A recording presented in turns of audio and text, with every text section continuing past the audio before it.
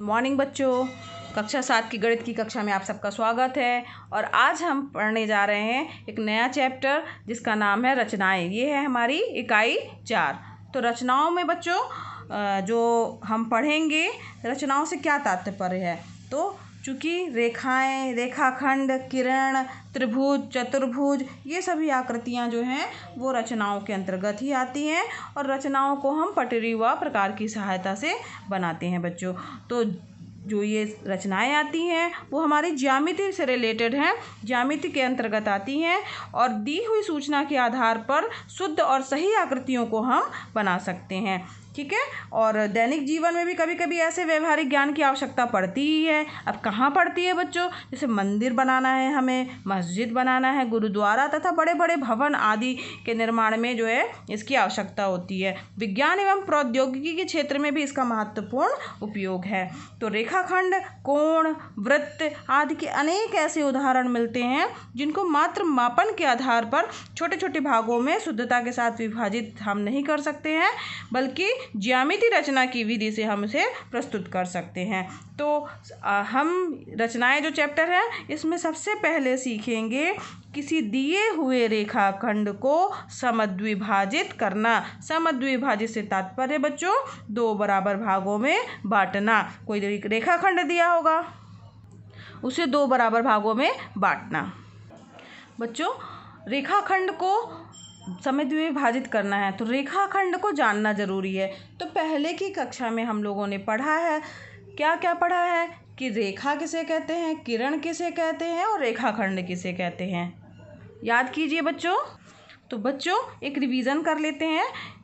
यहाँ देखिए, अगर हमारे पास ये दोनों तरफ तीर का निशान है, ठीक है, तो इसे हम क्या बोलेंगे बच्चों? रेखा बोलेंगे।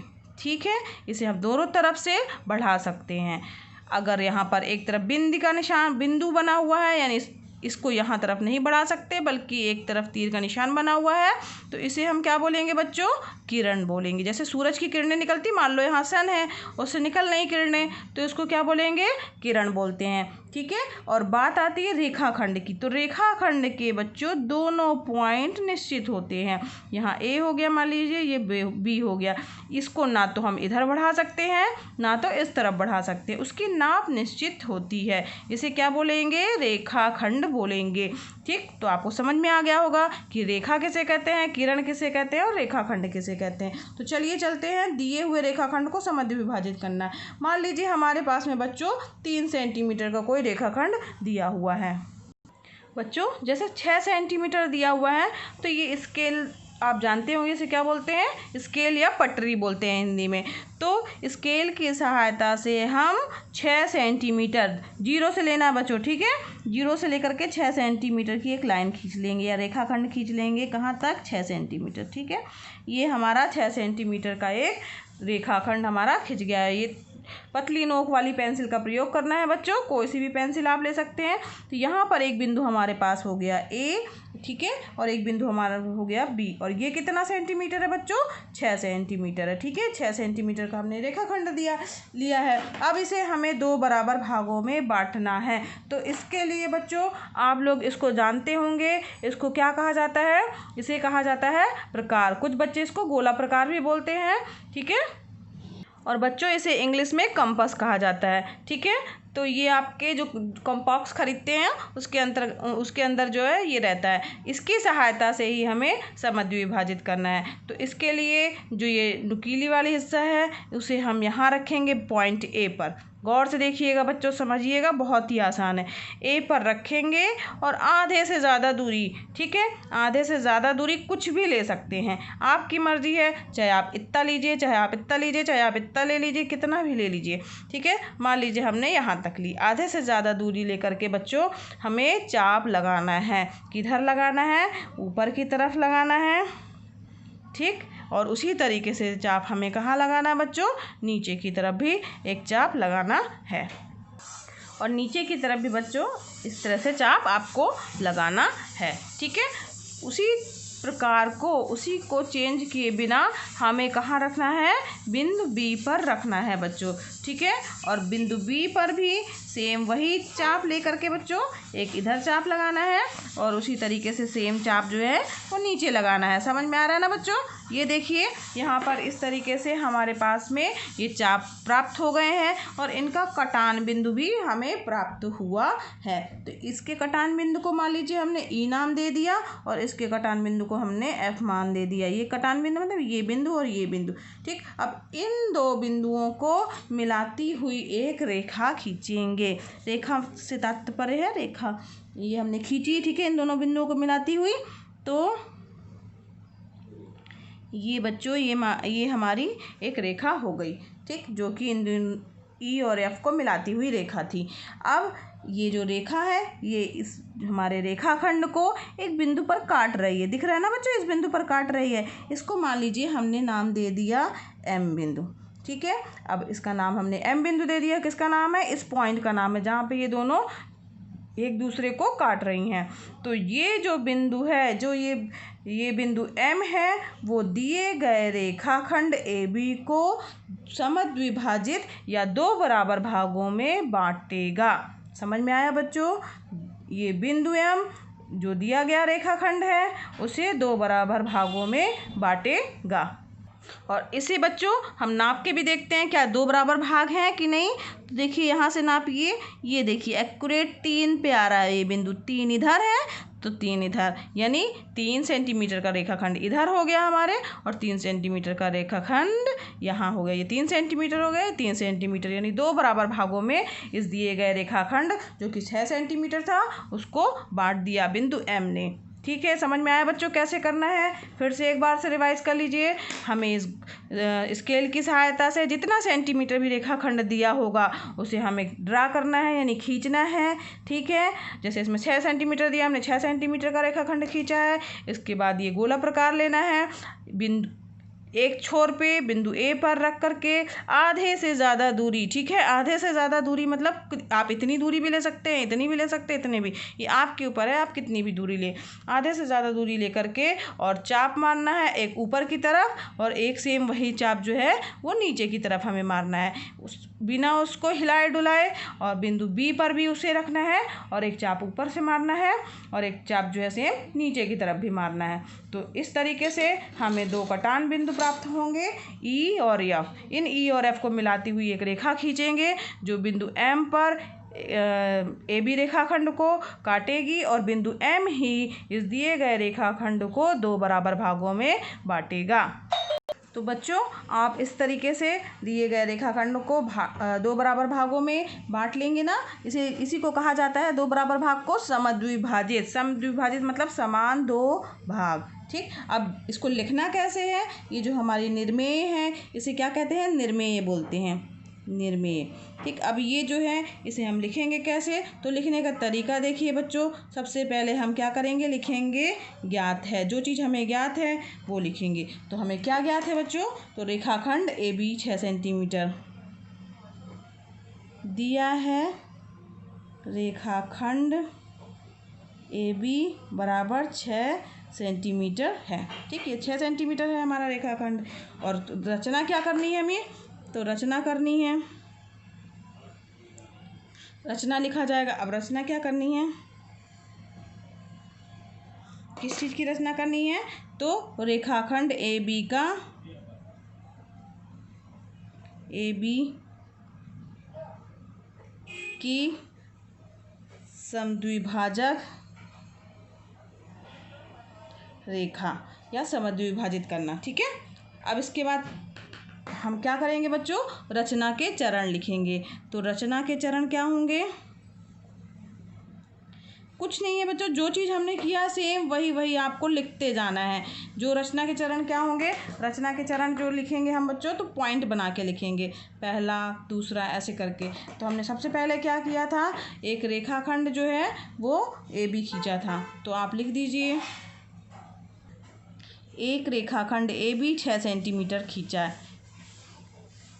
एक रेखाखंड ए बी 6 सेंटीमीटर खींचा।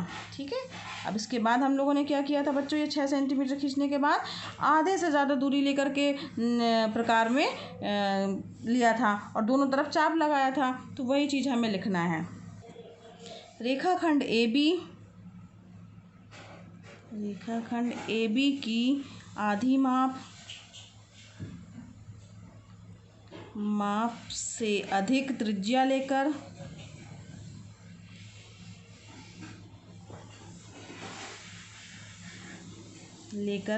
रेखाखंड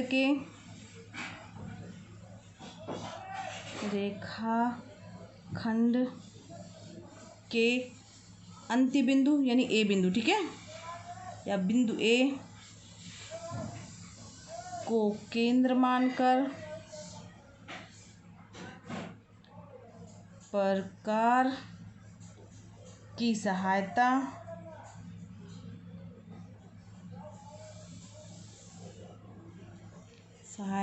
से एक चाप ऊपर व नीचे लगाया, ठीक है। अब क्या किया था बच्चों हम लोगों ने, अब हम लोगों ने तीसरे पॉइंट में क्या लिखेंगे, एक ऊपर लगाया था एक नीचे लगाया था, फिर बिंदु बी पर रखा था, तो यही लिखेंगे बिंदु बी पर प्रकार रखकर बी को केंद्र मानते हुए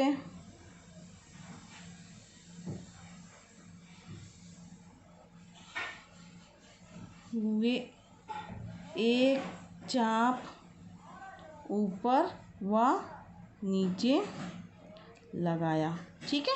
हमने एक चाप ऊपर लगा दिया, ठीक, और एक चाप हमने ये नीचे लगा दिया, ठीक। अब इसके बाद और हमने क्या किया बच्चों, तो हमें कौन कौन से बिंदु प्राप्त हो गए, बिंदु ई और एफ जो है प्राप्त कटान बिंदु को ई व एफ नाम दिया, ठीक है। ई नाम दे दिया, एफ नाम दे दिया। अब क्या किया हमने बच्चों, ई और एफ को मिलाया था, दिया व ई से एफ को मिला दिया, ठीक है। अब हमने ई से एफ को मिला दिया, तो मिलाने के बाद क्या प्राप्त हुआ, एक बिंदु एम जो है वो प्राप्त हुआ, जो कि ए बी को प्रतिच्छेद कर रहा है। तो क्या लिखेंगे अगला पॉइंट, बिंदु एम ए बी को प्रतिच्छेद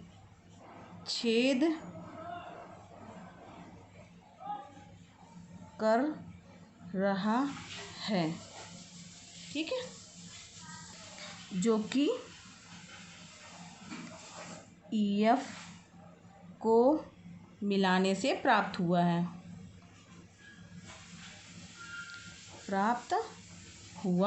है। यही बिंदु एम ए बी को समद्विभाजित करता है या समान दो भागों में विभक्त करता है, ठीक है बच्चों। तो ये बिंदु एम जो है वो ए बी को दो बराबर भागों में बांटता है। इस तरीके से हमें इसकी रचना करना आप लोगों ने सीख लिया बच्चों। और रचना लिखने का क्या तरीका है, तो पहले ज्ञात है लिखना है, फिर उसके बाद रचना करनी है, फिर रचना के चरण। ये रचना के चरण बच्चों आप अपने मन से भी लिख सकते हैं। जो ये बिंदु दिए हैं हमने उसको भी आप अपने मन से, अगर क्वेश्चन में बिंदु नहीं दिए हैं तो आप अपने मन से भी उनको लिख सकते हैं, लेकिन जो बिंदु यहाँ लिखेंगे वही बिंदु यहाँ पर रचना के चरण में भी वही पॉइंट आपको लिखने हैं। रचना के चरण याद करने की कोई आवश्यकता नहीं है। रचना के चरण जो है वो आपने जो जैसे जैसे किया है उसको अपने शब्दों में भी लिख सकते हैं। तो आज आपने सीखा कि दिए हुए रेखाखंड को समद्विभाजित कैसे किया जाता है। तो चलते हैं अब हमारी प्रश्नावली की ओर। पहला क्वेश्चन है बच्चों कि 6 सेंटीमीटर माप के एक रेखाखंड को प्रकार और पटरी की सहायता से दो बराबर भागों में विभाजित कीजिए। ठीक है, अभ्यास 4A हमने स्टार्ट किया है। तो ये 6 सेंटीमीटर में आपका रेखाखंड लेना है और पटरी प्रकार की सहायता से दो बराबर भागों में विभाजित करना है। तो बच्चों अभी जो हमने सीखा एक रेखाखंड को समद्विभाजित करना, उसके लिए बच्चों हम लोगों ने 6 सेंटीमीटर का ही रेखाखंड लिया था।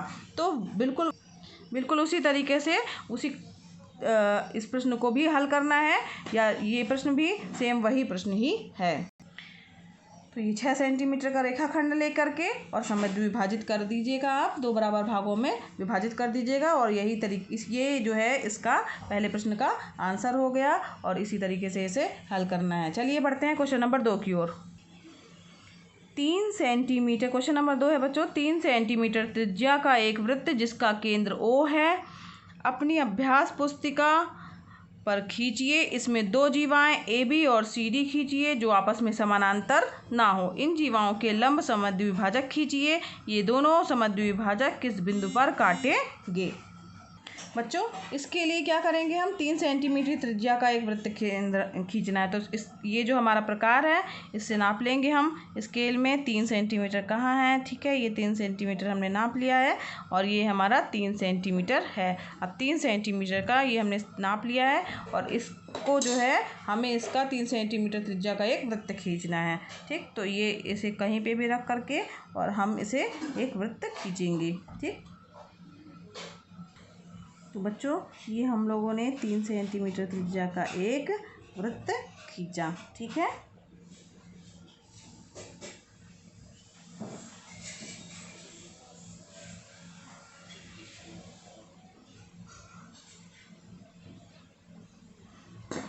समझ में आया बच्चों? ये हमने 3 सेंटीमीटर लेकर के गोला प्रकार से नाप करके और 3 सेंटीमीटर की त्रिज्या का एक वृत्त हमने खींच लिया है। अब दिया हुआ इसका केंद्र क्या दिया है? O। तो जो ये पॉइंट हमारा केंद्र है जहाँ पर हमने नोक रखी थी उसको हमने दे दिया नाम O। अब क्या लिखा हुआ है कि इसमें दो जीवाएं AB और CD लेना है जो कि आपस में समानांतर ना हो। तो जीवा से तात्पर्य क्या है, या जीवा किसे कहते हैं किसी वृत्त की? तो वृत्त के किन्हीं भी दो बिंदुओं को मिलाने वाला रेखाखंड क्या कहलाता है? वृत्त की जीवा कहलाता है। तो किन्हीं भी दो बिंदुओं को हम मिलाती हुई रेखा खींचेंगे जो समानांतर ना हो। मान लीजिए हमने एक यहाँ पर ले ली, ये यहाँ मान लीजिए, हमने एक ये ले ली।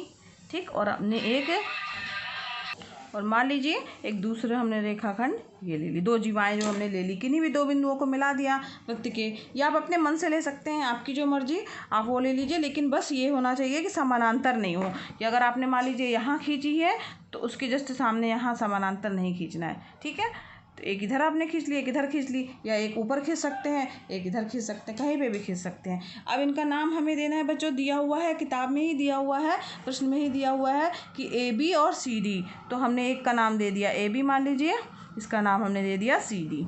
ठीक, अब लिखा है इन जीवाओं के लंब समद्विभाजक खींचिए। ये दोनों समद्विभाजक किस बिंदु पर काटेंगे? लंब समद्विभाजक मतलब जो हमें दो बराबर भागों में विभाजित करने वाला जो है एक लंब खींचना है। तो यही प्रक्रिया अपनानी है जैसा हम लोगों ने इसके पहले प्रश्न में किया था। गोला प्रकार लेना है, उसकी सहायता से बच्चों आधे से ज़्यादा दूरी लेकर के हमें और क्या करना है, एक चाप खींचना है, ऊपर भी और नीचे भी। तो हमने बच्चों ये हम लोगों ने आधे से ज़्यादा दूरी ले ली है और हम लोगों ने आधे से ज़्यादा दूरी का एक चाप हमने इधर भी खींच दिया है और सेम वही चाप हमने इधर भी खींच दिया है। वही प्रक्रिया हमें क्या करनी है, सेम बिंदु A पर रखना है और A बिंदु से जो है वो हमें एक चाप को इधर लगाना है। ठीक है, और सेम यही बिना हिलाए डुलाए बच्चों एक चाप नीचे की ओर लगाना है। ठीक है, दिख रहा होगा आपको, समझ में आया होगा कि किस तरीके से लगाया जा रहा है। तो इस तरीके से हमारे पास में दो कटान बिंदु आ गए हैं जिन्हें आप कुछ भी नाम दे सकते हैं। इसे मान लीजिए हमने P दे दिया, इसे नाम दे दिया Q दे दिया। ठीक है, अब P और Q को मिला दीजिए तो इस जो हमारी ये रेखा प्राप्त होगी वो क्या होगी, लंब समद्विभाजक होगी। ठीक है, इसको हमने मिला दिया। किसको मिलाया, बिंदु P को और बिंदु ये P है और Q को मिला दिया। अब क्या करना है हमें बच्चों, इसी तरीके से सेम प्रक्रिया, यही प्रक्रिया C और D के साथ में करनी है। तो चलिए करते हैं। आधे से ज़्यादा दूरी ले ली बच्चों हम लोगों ने। ठीक है, और आधे से ज़्यादा दूरी का लेकर के हम लोगों ने मान लीजिए ये ली है।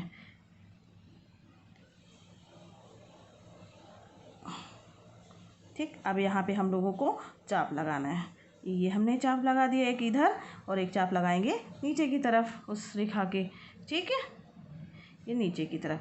अब सेम वही प्रक्रिया हमें क्या करनी है, बिंदु सी से करनी है। बिंदु सी में हमने प्रकार रखा और आधे से ज़्यादा दूरी वाला चाप जो हमने लगाया था सेम वही इधर पे भी लगा दिया हमने, इधर और ऊपर भी लगा दिया बच्चों।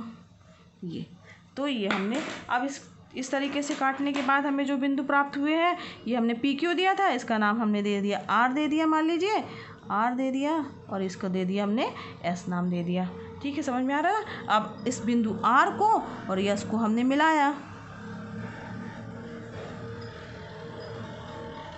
ठीक है, अब जब हमने बच्चों आर और एस को मिला दिया तो इसमें पूछा गया है कि ये दोनों समद्विभाजक किस बिंदु पर काटेंगे। तो यहाँ पे ध्यान दीजिए, ये इसका लंब समद्विभाजक ये वाली रेखा है पी क्यू वाली, और इसकी आर एस रेखा है। ये दोनों बिंदु किस बिंदु पर काट रहे हैं, तो गौर कीजिए बच्चों, ये जो बिंदु है जिस पे काट रहे हैं यही हमारा वृत्त का केंद्र है।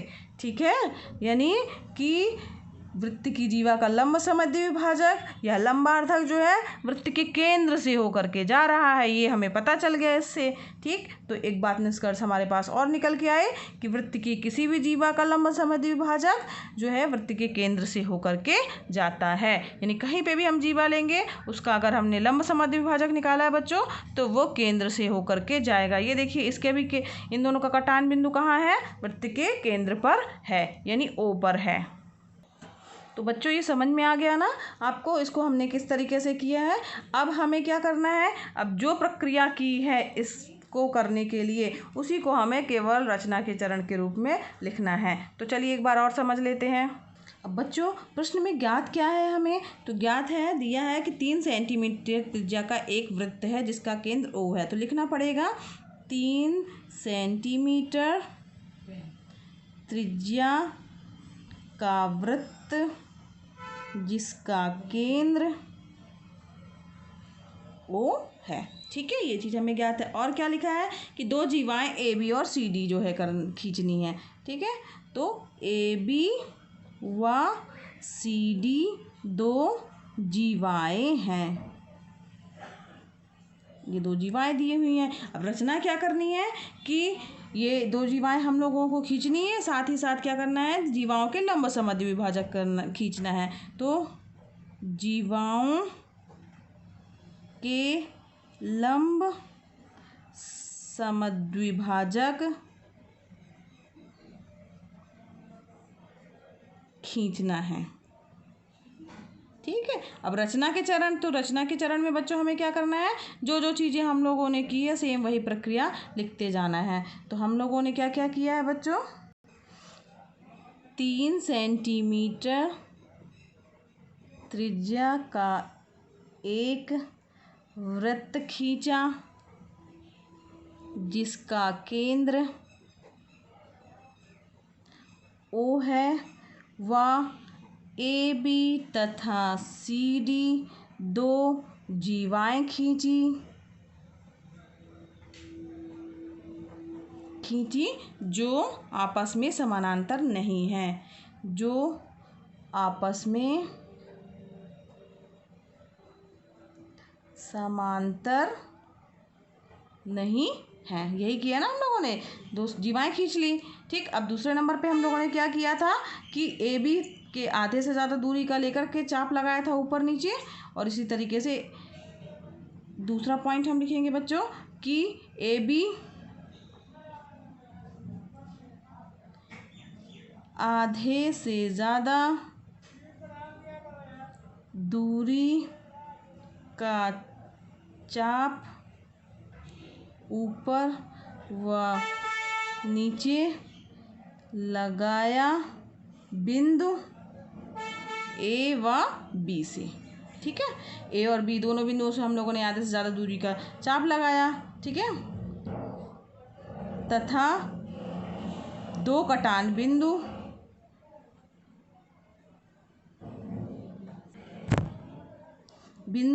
कौन कौन से प्राप्त हुए बच्चों? यहाँ पर हमें प्राप्त हुए थे पी व क्यू। पी व क्यू प्राप्त हुए जिनको मिलाया। ठीक, तो ये इनका पी क्यू ए बी का लंब समद्विभाजक है।